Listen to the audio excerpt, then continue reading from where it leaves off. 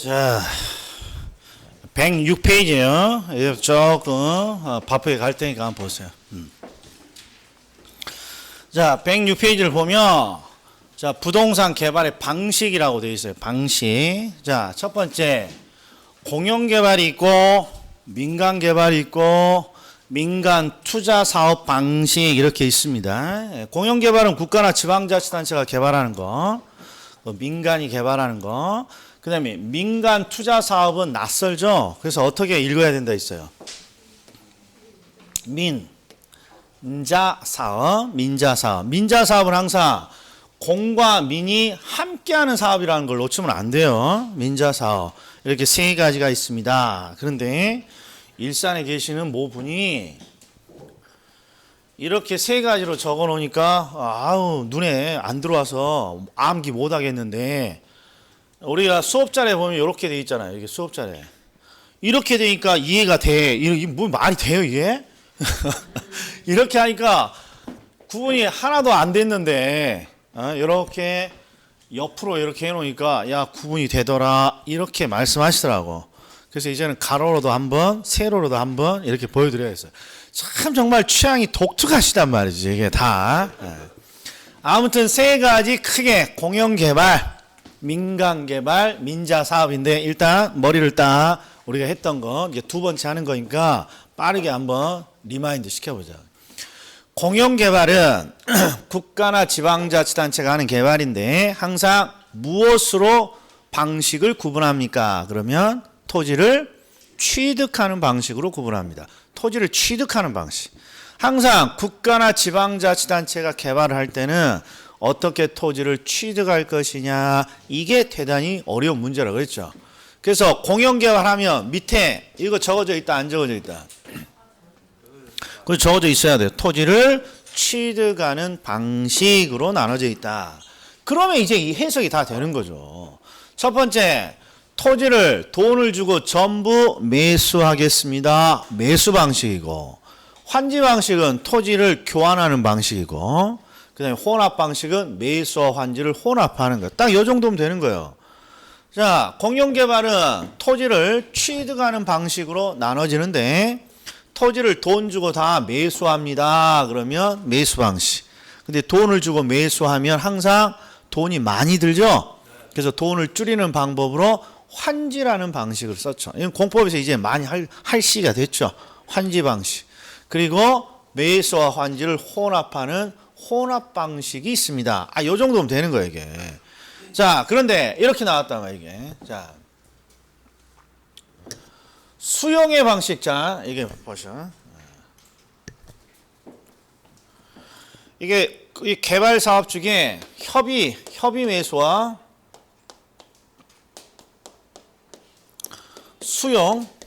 수용을 결합한 방식.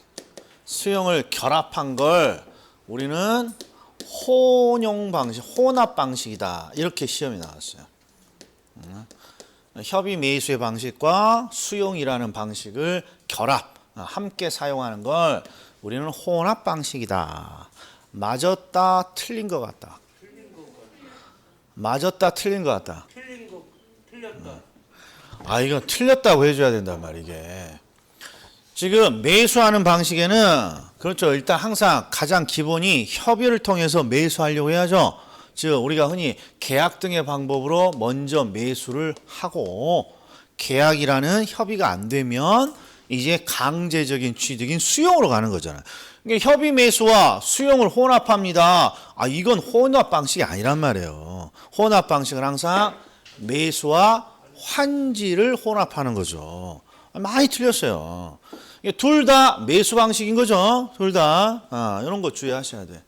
자, 그러면 이 정도면 얘는 안 틀려요. 자, 그 다음에 이제 민간 개발이에요. 자, 민간 개발은 민간인 사기업이 개발을 하는 것이 아니라고 돼 있어. 아니라고. 그래서 누가 개발하는 거라 했어요? 민간. 민간 개발은 민간 개발에서 민간은 항상 토지 소유자를 의미한다.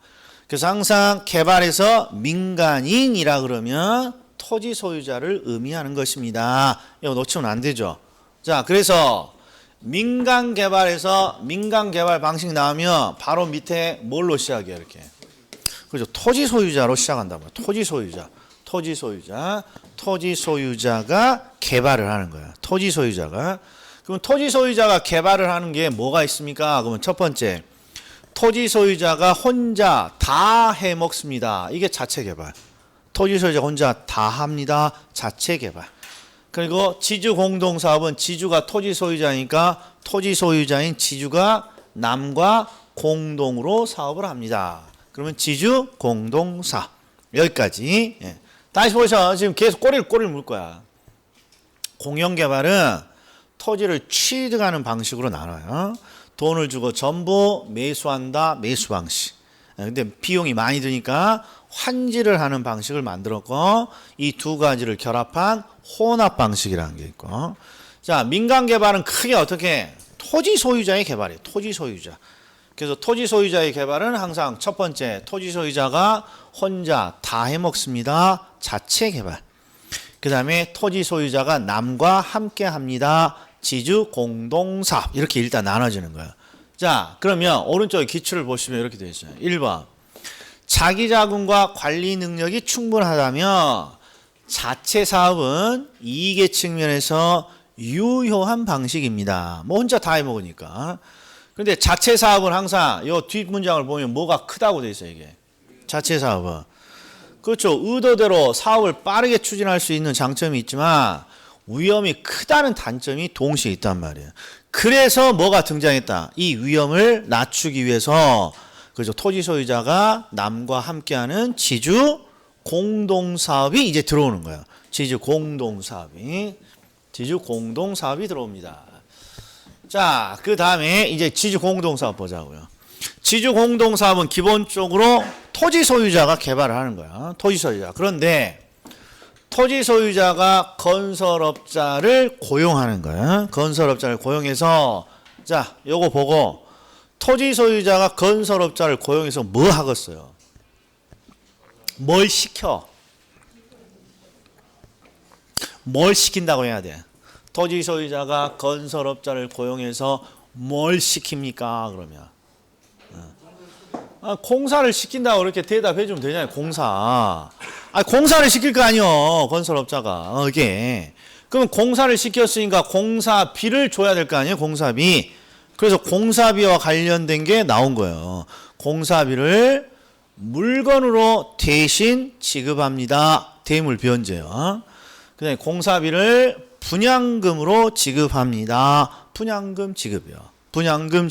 자, 그런데 가끔씩 이런 질문이 나와요. 자, 우리가 토지 소유자가 건설업자와 함께 사업을 시행하면 일단 토지 소유자와 건설업자가 지분을 나누어 갔습니다. 이렇게 나와요. 옳은 표현이 틀린 표현이에요. 토지 소유자와 건설업자가 함께 사업을 하면 함께 사업을 해서 토지 소유자와 건설업자가 지분을 나누어 갔습니다. 맞아 보여? 틀려 보여? 맞아 보여? 틀려 보여? 말도 안 되는 문장이라고 이게. 말도. 자, 우리가 흔히 사업의 주체, 주인은 건설업자의 토지 소유자예요. 그리고 이쪽이 우리가 흔히 말하는 사업의 주체, 그리고 시행사냐, 시공사냐 하면 이쪽이 사업 시행사가 되는 거죠. 시행사.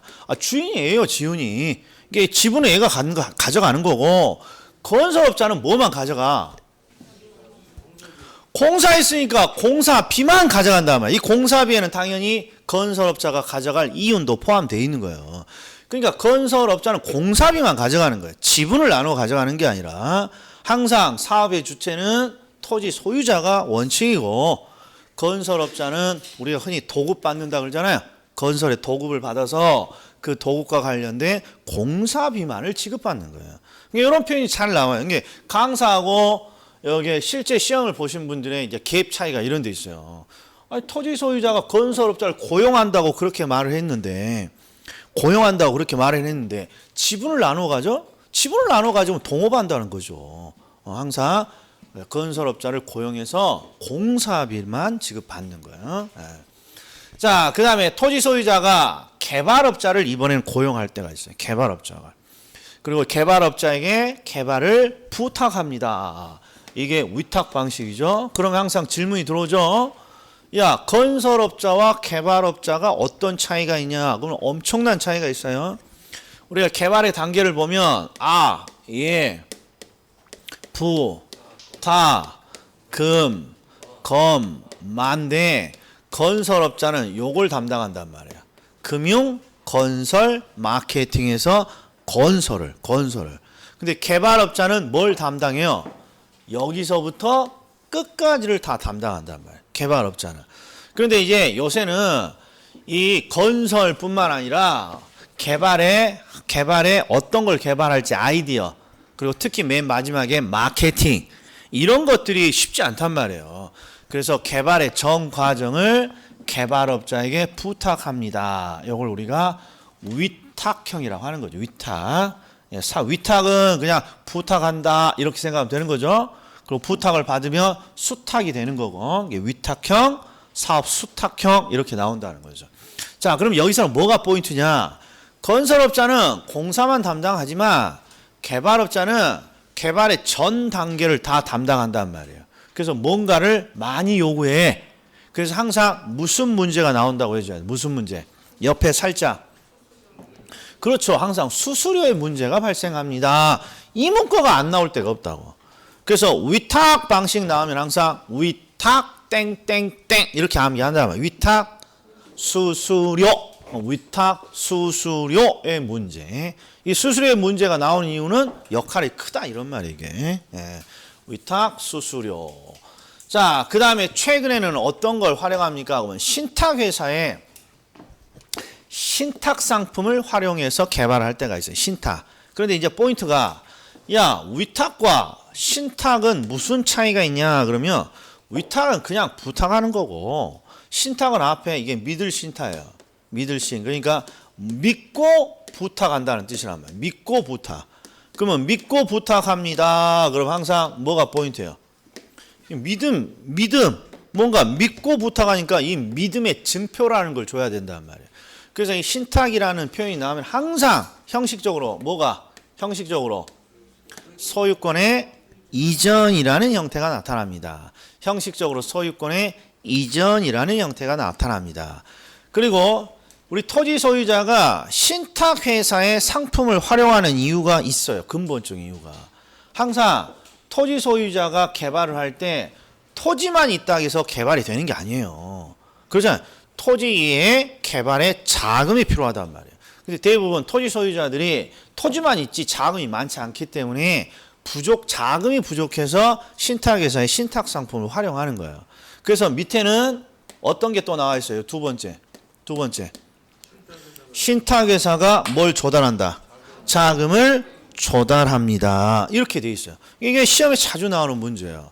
자, 첫 번째.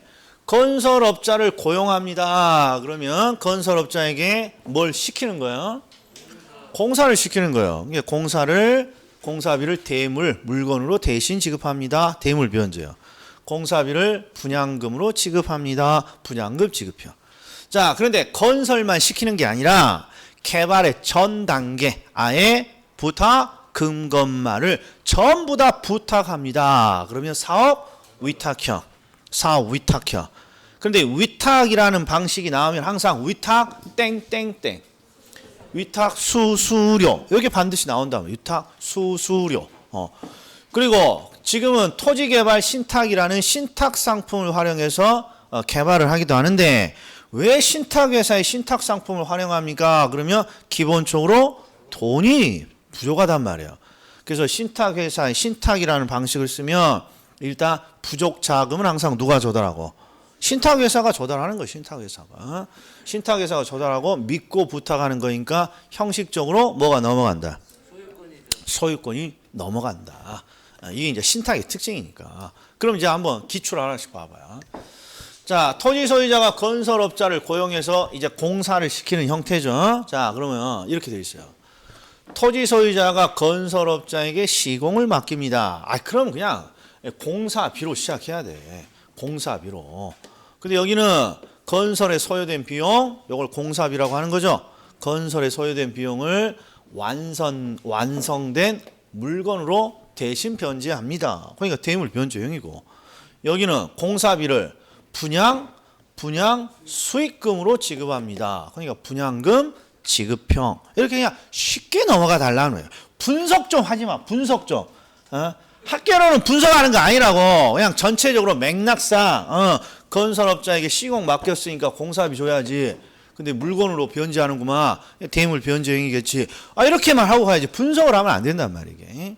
자, 그 다음에 두 번째는 누굴 고용한다는 거예요? 건설업자가 아니라 개발업자에게. 그러니까 개발업자에게 부탁하는 게 위탁형이고, 개발의 전 과정을 담당하니까 항상 수수료에 대한 문제가 나오더라. 위탁 수수료의 문제가 나오더라. 요것만 딱 기억해 주면 되는 거죠. 그래서 뭐 볼 필요 없다고. 이게 분석하지 말고 이렇게 수수료가 보여. 수수료가. 그러면 그냥 사업 위탁형입니다. 이렇게만 해주면 된다는 거예요. 분석을 하는 게 아니라. 자, 사업 위탁 방식이라고 이번엔 또 시작해. 위탁 방식이라고. 그러니까 뒤쪽에 어떤 문구가 있을 거라고 예측이 돼. 수수료라는 표현이 있는가 볼까? 수수료가 있다. 이런 말이에요. 수수료가. 항상 수수료 나오면 위탁 방식. 자, 이번에는 신탁회사의 신탁 상품을 활용할 때가 있는데, 자, 우리 오른쪽에 보면 이 기출지문을 보면 얘는 광고 문구라고 했어요. 기출지문이 아니라 신탁회사의 광고 문구예요. 자, 보자고요. 부동산 개발 노하우나 자금이 부족한 토지 소유자가, 여기 있잖아요. 이게 자금이 부족한 토지 소유자들에게 지금 뭔가 말을 하는 거예요. 토지 소유자가 신탁회사의 토지를 신탁하면 신탁회사가 개발 등을 대신해주고 그 수익을 토지 소유자에게 다시 되돌려 주겠습니다. 이런 게 신탁 상품이란 말이에요. 토지개발 신탁 상품. 그런데 여기서 포인트가 토지를 신탁한다는 게 뭐냐는 거야. 신탁한다는 게. 그렇죠. 믿고 뭔가를 부탁하는 거니까 형식적으로 소유권을 이전시킨다는 말이야.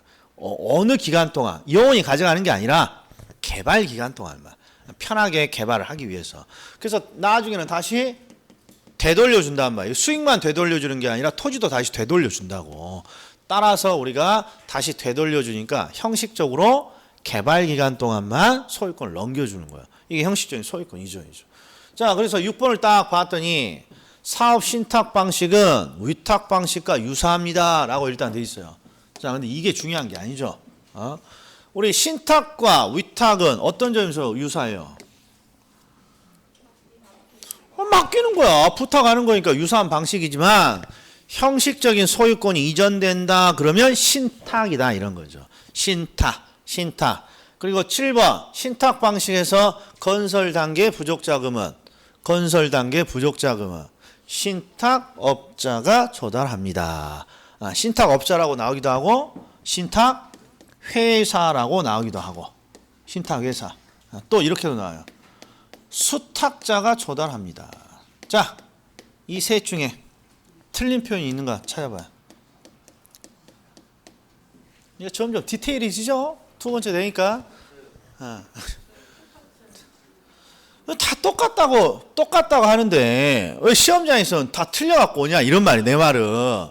아니 지금 신탁도 부탁하는 거니까 신탁회사를 신탁업자라고 이렇게 쓰기도 하고 신탁을 받은 수탁자라고 이렇게 쓰기도 한단 말이에요. 이게 위탁 방식에서만 수탁을 쓰는 게 아니에요. 신탁도 부탁하는 거니까 신탁회사를 수탁자라고 하기도 하고 신탁업자라고 하기도 하고 신탁회사라고 하기도 하고 문제는 누가 조달을 안 한다는 게 포인트야. 그렇죠. 토지 소유자가 조달하는 게 아니란 말이에요. 그래서 시험에 이렇게 나왔다고. 자, 이거 평가사 재작년 기출이야. 이렇게 나왔어. 자, 그럼 맞다 틀리다. 그렇죠. 위탁자가 누구예요? 신탁에서 신탁을 하는 위탁자가 누구예요? 그렇죠. 토지 소유자란 말이게. 토지 소유자. 이렇게 강의를 할 때 보면 분위기는 다 맞춰갖고 올 것 같아. 그러나 시험에 나오면 아우 이게 다 틀려갖고 와. 이게 굉장히 많이 틀린 거예요 이게 신탁이라는 것도 부탁하는 거니까 누가 신탁 또는 신탁을 위탁합니까? 그러면 토지 소유자. 그리고 신탁을 받는 게 신탁회사, 신탁업자, 수탁자 이렇게 표현도 한다 이런 말이죠. 자, 그다음에 지주 공동 사업 중에 특이한 것들이 한 3개가 있죠. 이게 등가 교환, 그다음에 투자자 모집형, 컨소시엄형 이렇게 돼 있어요. 자, 일단 등가 교환 봐요. 등가 교환 방식은 토지 소유자가 토지를 제공하고 개발업자가 건물을 건축해서 그 기여도에 따라 토지와 건물의 지분을 나눕니다. 자, 등가 교환 방식은 항상 요놈이에요, 요놈. 기여도에 따라 지분을 나누어 갖는다. 얘는 지분을 나누어 갖는 게 맞아요. 보세요. 토지 소유자가 토지를 딱 1억 원짜리 토지를 댔단 말이에요. 그리고 여기다가 개발업자가 1억 원을 투입해서 이렇게 건물을 딱 지었어요.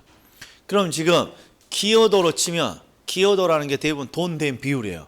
기여도로 치면 둘 다 1억 1억이니까 기여도가 50대 50이잖아요. 50대 50.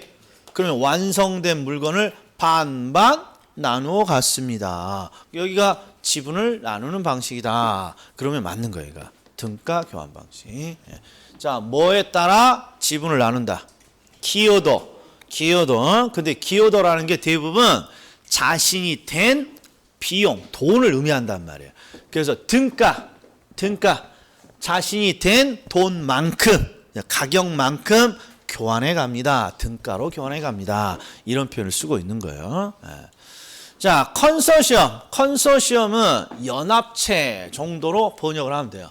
그래서 컨소시엄은 대규모 개발에 필요한 사업 자금을 조달하고 부족한 기술을 상호 보완하기 위해서 법인 간 컨소시엄을 구성한다. 그러면 연합체를 구성한다. 이렇게 해석을 해주면 돼요. 연합체를 구성한다. 자, 그래서 대표적인 게 이런 거죠. 용산 개발에 30조라는 사업비가 필요합니다. 그러면 30조가 너무 커서 법인 회사 1인이 개발을 할 수가 없어요. 그래서 우리가 29개 회사가 연합체를 만들었죠. 그게 바로 컨소시엄이에요. 근데 컨소시엄의 이름을 드림허브 뭐 이런 식으로 표시를 했다는 거죠. 용산 개발에서. 이게 드림허브 컨소시엄이죠. 자, 요 정도면 됩니다. 요 정도면. 자, 그럼 한 김에 바로 민간 투자 사업 방식으로 넘어가 보자고요. 민간 투자 사업 방식. 일단 민간 투자 사업 방식은 민자 사업이라고 그러죠. 민자 사업. 그래서 이름만 보면 굉장히 낯섭니다라고 적어져 있지만 우리가 흔히 민자 사업이라고 한단 말이에요. 근데 이 민자 사업은 항상 뭐가 헷갈립니까? 그러면 이거예요. 민자라는 건 민간의 자본을 끌어들여서 하는 사업이에요. 그러다 보니까 어떤 오해가 있습니까? 이게 민간 개발이라고 오해하신 분이 많아. 민간 개발이라고. 민간 개발이 아니라 여기서 하는 사업은 대부분 도로 등 기반 시설이에요. 도로 등 민자 도로, 민자 터널 이런 기반 시설이에요. 원래 이 기반 시설은 누가 만들어야 되는 거야? 정부가 기반 시설을 설치하고자 하는데 자금이 부족하니까 뭘 끌어다가 민간의 자본을 끌어다가 뭔가 개발을 하는 거야. 그러니까 민간 혼자 사는 거예요. 정부와 민간이 함께하는 사업이 되는 거야. 그렇죠. 함께하는 사업이란 말이에요. 이게 민자 사업이. 민자 사업의 첫 번째 오해가 민간의 자본을 끌어들여서 하는 거니까 민간 개발이다라고 하면 안 된다. 자, 그럼 봐요. 민간이 자신의 돈으로 자신의 기술력으로 뭔가 도로를 놔요. 그러니까 도로를 직접 공사하는 건 누구예요? 항상 민간이에요. 민간인이 자신의 돈으로 공사를 한단 말이에요. 근데 이 돈만 있다고 개발이 되는 게 아니잖아요. 나머지 다른 절차는 누가? 그러니까 법적인 측면, 행정적인 측면은 전부 다 누가 담당을 하고? 정부가 담당을 하는 거예요. 여기는 돈, 이쪽은 나머지 법적인 거, 행정적인 절차 이렇게 해서 둘이 함께 하는 거죠. 자, 포인트는 항상 우리가 민자 사업은 약 약자를 써서 표현하는 게 이게 관행이란 말이에요. 근데 약자가 일단 가장 기본적인 게 네 가지가 나오는데, 일단 B가 나오면 민간이 뭔가 건설했다는 뜻이에요. 건설, build. T가 나오면 트랜스퍼인데 요놈만 주의해줘. 트랜스퍼라는 게 뭔가 소유권을 넘겼다, 소유권을 트랜스퍼했다, 뭐 이런 뜻이에요. 소유권 양도. 그리고 O는 operate라는 운영, operate라는 운영. L은 lease, 임대차 이런 거. 일단 눈덩이 하나 찍고 자 보자고요. 우리 시험에 자주 나오는 건 두 개밖에 없어. 우리 시험에 자주 나오는 거. PTO냐, PTL이냐, PTO냐, PTL이냐. 그런데 시험은 요새 박스로 이게 PTO냐, PTL이냐 이게 구분 안 하는 박스가 자주 나오는데, 아주 심플하게 도로, 다리, 터널 등 우리가 알고 있는 일반적인 기반시설 나오면 바로 뭐예요? 분석을 할 필요가 없다. 그냥 PTO야. 일반적인 기반시설은 다 PTO란 말이에요. PTO. 그리고 이런 건물, 기숙사, 도서관은 건물은 대부분 어떤 방식을 쓰니까?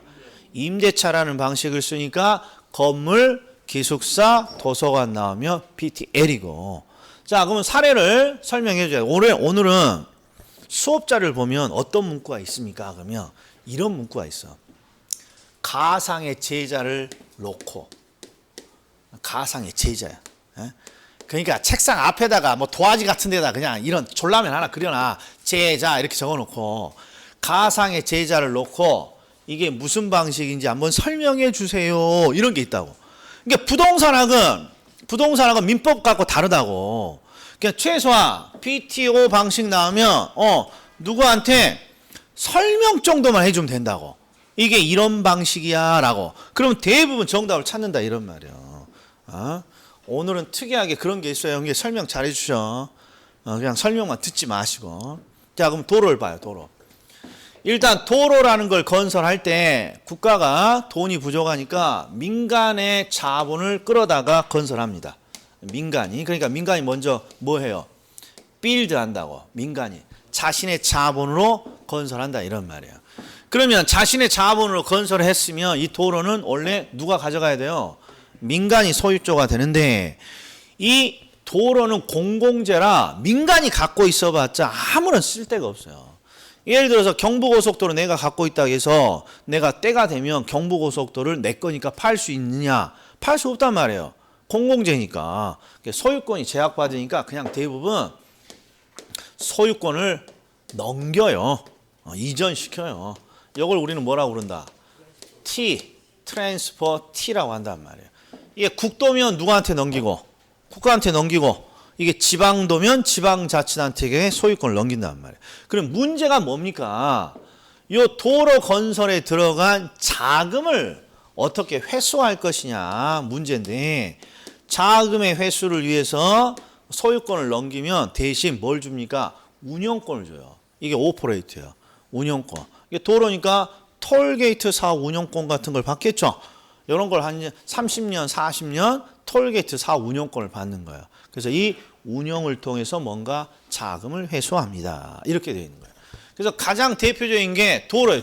도로 같은 걸 이렇게 설명해 줘야 돼요. 자, 일단 자, 도로는 말이야 PTO야. 이렇게 PTO. 그럼 PTO가 뭐니? 민간이 일단 자신의 자본으로 건설해요. 근데 도로를 갖고 있을 이유가 없으니까 주무관청이 양도한단 말이에요. 트랜스퍼. 그런데 야, 건설에 들어간 자금을 어떻게 뽑니? 운영을 해야지. 운영권을 받아와서 운영을 통해서 들어간 비용을 회수합니다. 이렇게 되는 거죠. 네. 자, 그 다음에 건물, 기숙사. 건물은 기숙사를 제가 사례를 들었죠. 똑같은 사례예요. 대학교가 기숙사를 하나 만들고 싶은데 자금이 딸려. 그래서 일단 민간에게 뭐 하라 그런다? 빌드 하라고 한단 말이에요. 빌드. 그런데 이 민간인이 대학교 내에 기숙사를 갖고 있어서 뭐 할 거예요? 그러니까 소유권을 넘겨줘요. 기숙사의 소유권을 대학교에게 딱 넘겨준단 말이에요. 자, 그리고 나서 뭐만 해주면 돼? 자신이 투입한 비용을 회수하기만 하면 되는 거죠. 근데 이 기숙사는 누가 봐도 뭘 통해서 하는 거야? 임대차. 임대차. 그러니까 임대차라는 리스가 이렇게 나오는 거죠. 리스가. 자, 그러면 기출 한번 봐요. 자, 이 기출도 심오하게 생각하지 말고 항상 민간이 사회 간접시설 건설합니다. 그럼 B. 소유권을 주무관청에 양도합니다. 트랜스퍼. 그 다음에 일정 기간 시설에 대한 운영권을 부여받는다. 이 말은 운영을 한다는 거죠.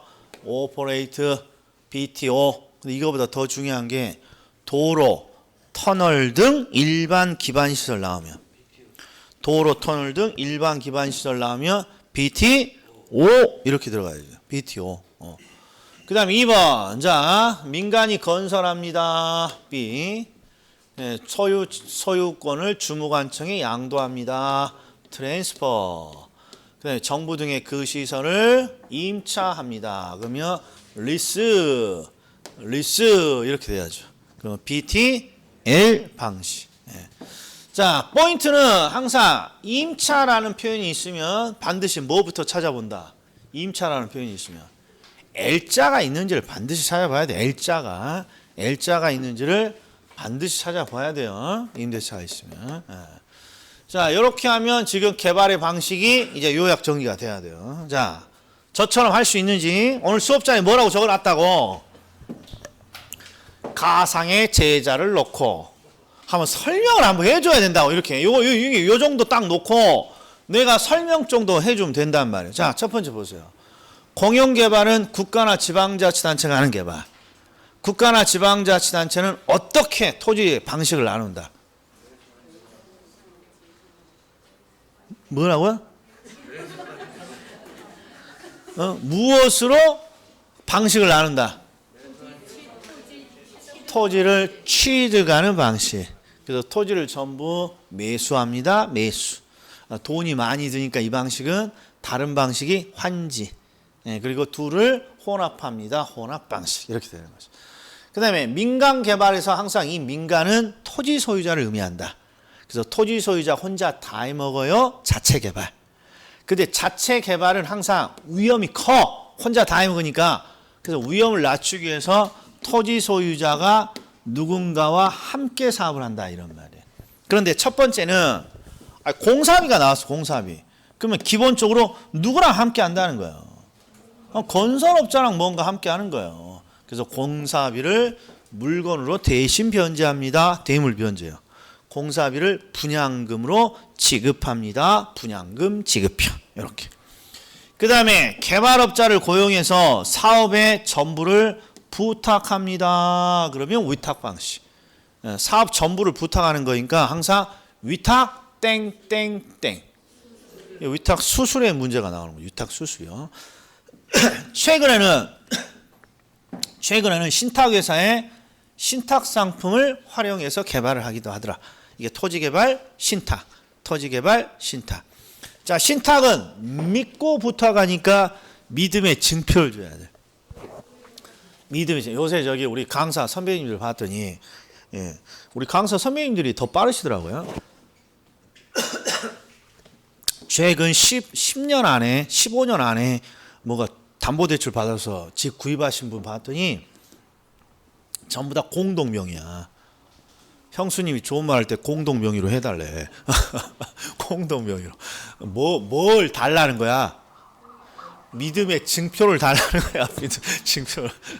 그래서 아예 형수님 이름으로 하거나 그렇지 않으면 뭐 공동으로 이렇게 명의를 해달라고 해서 공동으로 명의가 많더라고요. 저는 공동명의 아닙니다. 다 내 이름으로 되어 있습니다. 몇 개 되지도 않습니다만, 몇 개도 아니네. 딱 하나 있습니다만, 하나는 내 이름, 하나는 내 이름으로 되어 있습니다. 그리고 나머지는 없습니다. 맨 처음에 하나 살 때 내 이름으로 하고 다음에는 너 이름으로 하자 하고 돈이 있어야 사지 다. 자, 아무튼 신탁 나오면 믿음의 증표로 항상 소유권 이전, 그리고 신탁 방식을 활용하는 이유는 자금이 딸려서 자금은 신탁회사가 조달합니다. 그리고 최근에는 자, 민자 사업은 정부가 기반 시설을 설치할 때 민간의 자본을 끌어들여서 하는 사업이야. 그러니까 함께하는 사업이야. 그러니까 가장 시험에 많이 나오는 게 도로. 그럼 어디로? 터널. 도로, 터널 나오면 BTO란 말이야 이게. 기숙사. BTL 건물 형태는 그다음에 도서관. BTL 딱 요 정도만 구별해 주면 된다는. 요 정도만. 자, 그러면 하나만 더 하자고요. 하나만 관리 중에 자 관리에 딱 들어가 보면 또 이렇게 나와. 복합관리, 관리 목적, 관리 방식. 그런데 일단 제가 요렇게 나누라 그랬어요. 요렇게. 요 세 가지 논점을 구획을 나누면 항상 요 놈을 따로 해야 돼요. 요 놈을 왜 따로니? 그냥 독립적인 논점이야. 그리고 어려워하지도 않아. 자, 자가 관리하면 건물 소유자가 직접 관리하는 거죠. 건물 소유자가 직접 관리하는 거. 건물 소유자가 직접 관리하는 거고. 그다음 위탁 관리는 전문 업체에 위탁하는 거고. 전문 업체에 위탁하는 방식이고. 혼합 관리는 자가와 위탁을 혼합한 것이고. 자가와 위탁을 혼합한 것이고. 이렇게 되는 거죠. 그러니까 이쪽을 뭔가 연관시켜 줘야 된다. 이쪽을. 자, 그러면 항상 시작이 요래요. 시설. 내 상식의 관리는 시설물을 유지하고 보수하는 관리입니다. 그런데 시설물의 유지 보수를 하기 위해서는 시설에 대한 뭐가 필요해요? 기술적인 측면이 필요하단 말이야. 그래서 시설 관리의 다른 이름이 뭐더라? 기술이야. 기술. 시설 관리 나오면 시설이라는 문구 나오면 무조건 기술이야. 기술. 자, 그런데 왜 밑에 이런 게 있습니까? 그러면 자, 이게 전통적인 관리인데 이제 전문 영역이 등장했어요. 전문 관리가. 그리고 자격증으로 뭐가 있어요? 주택관리사 몰라요? 우리 은평에서도 한 4, 5년 전까지만 해도 같이 학원을 했죠. 관리사. 주택관리사라는 전문 어떤 관리가 등장하자 이 전문 관리인에게 이제 요구하는 게 많아져. 그게 뭐냐? 시설이라는 기술적인 측면만 담당하지 말고 그죠? 경제나 법률이라는 걸 포함한 종합적인 관리를 좀 해주세요. 이게 복합관리란 말이에요. 종합적인 관리를 해달라는 게. 자, 질문. 주택관리사 시험에서는 민법 과목이 있겠어요? 없겠어요? 한번 찍어보시죠. 있어. 그러니까 민법을 한다는 이유는 법률적인 거 요구하는 거란 말이야 이게.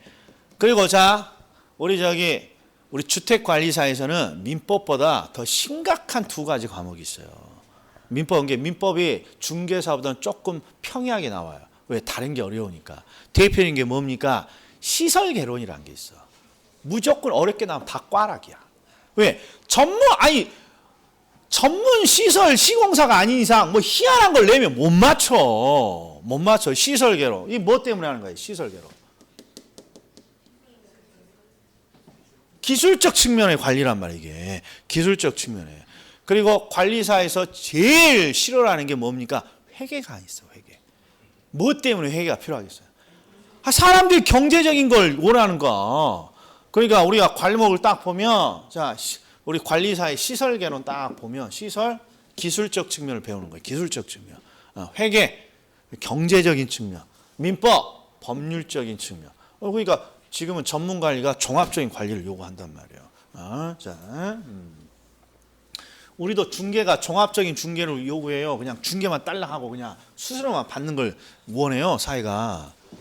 다양한 걸 해달라고 하죠. 자, 그러면 이제 보자고요. 자, 복합관리는 어떤 게 시험에 나옵니까? 그러면 어떤 관리 내용을 주고 요 관리 내용을 주고 기술이냐 경제냐 법률적인 거 구별하는 건데 일단 초벌고 해봐요. 암기가 나오면 암기가 잘 안 되는 게 있어요. 그래서 암기 코드를 제가 만들어 놨죠. 자, 토지와 관련해서는 경계를 측량한다, 경계를 확정한다 이런 표현이 나와요. 그럼 항상 측량 나오면 측량 기술 이렇게 연상시키라 해서 측량, 기술. 이게 대표 이게 토지 경계를 확정하고 경계를 측량합니다. 그럼 이게 기술이에요. 그 다음에 위생, 보안, 보전 이렇게 돼 있는데 이들은 다 뒤에 두 글자씩이 생략되어 있어. 위생 땡땡, 보안 땡땡 이렇게 두 가지만 딱 하면 위생, 시설, 보안, 시설. 이게 위생, 보안 딱 두 가지만 위생, 보안 나오면 위생, 시설, 보안, 시설에 대한 관리예요. 시설 나왔으니까 어디로? 기술적 측면으로 가야 된다. 자, 그 다음에 건물과 부지의 부적응을 개선합니다. 그러면 제가 어디다가 노랭이 쳐놨어요. 길어. 건물과 부지의 부적응 개선입니다. 그러면 부지의 개선에 딱 B를 잡아야 돼. 부지. 그래서 제가 농지의 개선 이렇게. 시골에서는 농지를 개선한다면 농지를. 근데 시골에서 농지를 개선한다는 게 뭐니? 그러면 농지를 갈아엎어서 공기가 들어가게 하고 뭔가 비옥도를 올리는 거죠. 거름 주고. 이게 농지의 개선이에요. 근데 도시 지역에서는 농지를 개선할 필요는 없고 도시 지역은 부지를 개선시킨다. 부지를. 근데 이 부지를 개선시킨다는 게 뭐니? 그러면 사람이 활동할 수 있도록 뭘 하고 뭔가 정지 작업하고 배수 시설 설치하고 그다음에 포장 시설 깔고 요런 게 부지의 개선이란 말이에요. 이게 이런 게 부지의 개선이라고 하는 거예요. 부지의 개선. 그러니까 전부 다 뭐와 연관되어 있다? 시설. 그러니까 부지의 개선 나오면 기술적 측면에 관련. 이 세 가지 잊으면 안 된단 말이에요. 이게. 측량이라고 표현 나오면 측량. 기술. 위생, 보안 나오면 뒤쪽에 뭐가 떠올라야 된다? 위생시설, 보안시설. 그 다음에 건물과 부지의 부적응 개선은 딱 부지의 개선만 보여야 돼. 부지의 개선. 이게 농지의 개선처럼 도시 지역에서도 부지를 개선시키는데 부지 개선이라는 게 사람이 활동할 수 있도록 뭔가 정지 작업하고 배수시설 설치하고 포장시설 설치하고 이런 걸 말해요. 라는 거. 이런 걸 말해요. 됐다? 자, 그 다음에 경제적 관리는 인사, 노무 이런 걸 인력관리라고 하는데 제가 항상 인사비, 노무비 이렇게 제가 했죠. 항상 인사와 노무에는 돈이 든단 말이에요. 인사비, 노무비, 경제. 자, 그럼 이제 포인트가 뭡니까? 보셔요. 자, 어느 정도 우리가 한 9월 달 정도 되면 어느 정도 암기는 다 돼 있어요. 자, 근데 이제 시험에 딱 들어가요. 자, 1번의 논점은 뭡니까? 그러면 뒤쪽이 기술적 관리라고 돼 있어. 그러면 뭘 구분하라는 거예요? 여기는. 여기에 기술이라는 표현이 들어가야 되느냐? 경제라는 표현이 들어가야 되느냐? 법률이라는 표현이 들어가야 돼. 이걸 구분하는 거예요, 이거. 문구를 해석하는 게 아니라. 기술이 나오면 기술이냐, 법률이냐, 경제냐 이게 들어가야 되는 건데 자 여기는 우리가 암기 코드가 있잖아요. 위생시설, 보안시설이니까 기술이란 말이야. 자 이제 이런 거야. 이런 거 보셔. 뭔지 모르지만 뒤쪽에 기술적 관리라고 돼 있어. 그럼 논점이 뭐예요? 기술이냐, 경제냐, 법률적 측면의 관리냐, 요거 구분하라는 거란 말이야. 요거.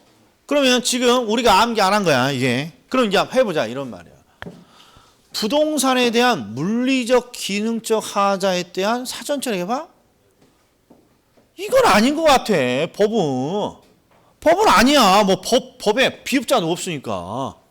그럼 경제입니까? 경제라면 뭐가 나와야 돼, 이게? 수익, 비용, 이런 게 나와야 되는데, 경제도 아니야. 그러니까 대충 맞아 보인다, 야. 이렇게 하면 된다고, 이게. 이렇게 된다, 안 된다? 그러니까 이게 제가 일부러 빼놓은 게, 이걸 빼놓은 이유가, 자, 봐요. 논점을 시험장에 모르는 지문이 나올 때가 많아요. 그럼 논점을 딱 보셔. 기술적 관리라고 돼 있어. 그럼 논점은 뭐 아니면 뭐예요? 여기에 경제가 들어갈 것이냐, 법률이 들어갈 것이냐, 이거 구분하라는 거잖아, 이게. 즉, 복합관리. 이거 복합관리. 이걸 구분하라는 거니까. 자, 그러면 이렇게 해놓고 야, 기술적 관리 근데 부동산에 대한 물리적 기능적 하자? 뭐 법은 아니야. 뭐 법이라고 나와야 법이지. 경제도 아니야. 뭐 수익 비용 이런 게 나와야지. 아, 그러니까 기능술적 같다 하고 그냥 넘어가면 된다 이런 말 이게. 넘어가면 모르는 지문이지만. 자, 그런데 이제 여기는 이 물리적 기능적 하자라는 게 뭡니까? 그러면 물리적인 하자는 파손이야, 파손. 기능적 하자는 고장이고. 그러니까 이런 물리적 기능적 하자가 나오면 대부분 시설물에 대한 거란 말이야, 이게. 시설물에. 그래서 제가 농담처럼 이런 말을 한단 말이야. 자, 우리가 오늘 이렇게 공부를 좀 열심히 암기했더니 머리가 지끈지끈 아파요. 그러면 물리적 하자라 그래? 기능적 하자라 그래? 머리가 지끈지끈 아파요. 머리가 고장 났어. 이게 기능적 하자라고 한다고. 근데 길을 가다가 바람에 어디 돌멩이가 날라서 머리가 깨졌어. 그럼 뭔 하자라 그래? 물리적 하자라고 한다. 이런 말. 물리적 하자. 물리적 하자, 기능적 하자는 뭔가 파손되거나 고장 난 걸 말하는 거니까 시설물에 대한 거구나. 그러니까 당연히 기술적인 측면의 관리라고 해야 되겠구나. 이렇게 해줘야 된다. 이런 말이야. 자, 그 다음에 3번 보세요. 건물과 부지의 부적응을 개선시킵니다. 그러면 뭐가 보인다? 뭐가 딱 보여야 된다. 건물과 부지의 부적응 개선이죠. 부지의 개선. 부지의 개선. 부지의 개선. 부지의 개선은 부지의 시설물 설치하는 거란 말이에요. 기술. 그리고 토지의 경계를 측량합니다. 측량, 기술. 측량, 기술. 그러니까 기술 이렇게 가야죠. 그 다음에 4번 보세요. 이제 이런 거예요. 손익분기. 손익분기. 수익비용. 그냥 뭔지 모르지만 경제란 말이에요. 그래서 경제는 딱 이거 하나만 주의하시면 돼요. 인사, 노무. 그러면 인사 땡. 인사비, 노무비. 이렇게 되는 거죠. 인사비, 노무비. 자, 그래서 시험에 제일 많이 틀려갖고 옵니다. 그러면 이거 복합관리예요. 복합관리. 자, 그러면 또 가상의 제자를 놓고 저 보셔. 밑에 보지 말고 가상의 제자를 놓고 복합관리를 구분하라는 건데, 자, 일단 기술적 측면의 관리는 시설물에 대한 관리를 말한다고. 시설물에 대한. 자주 나오는 게 측량.